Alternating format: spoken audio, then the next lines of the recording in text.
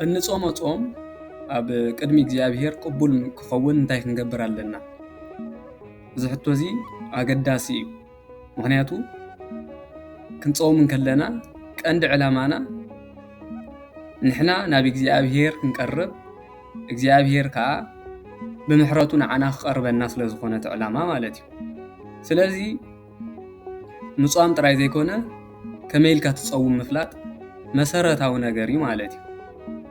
ነዚ ሕቶ እዚ ክምልስ እንከሎ ቅዱስ ያሬድ ኣቦና ጾም ንጹም ንምጻይና ወይ ከዓ ንብጾትና ነፍቅር ነንባዕልና እውን ንፋቐር ይብል ማለት እዩ።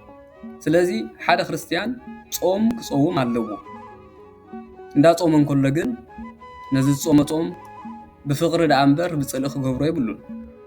ልቡ ኣንጺሁ ደኣ እምበር ኣብ ልቡ ተቐይሙ ተባኢሱ ሕማቓት ሓሳባት ሒዙ ክኸውን የብሉን። ምክንያቱ እግዚአብሔር ፍቕሪ እዩ። ናብዚ ፍቕሪ ዝኾነ እግዚአብሔር ከዓ ፍቕሪ ሒዝና ዳኢና ክንቀርብ ንኽእል እምበር ምስ ጽልእና ናብኡ ክንቀርብ ኣይንኽእልን ኢና ማለት እዩ። ምክንያቱ ብርሃን ምስ ጸልማት ጸልማት ምስ ብርሃን ሕብረት ስለ ዘይብሉ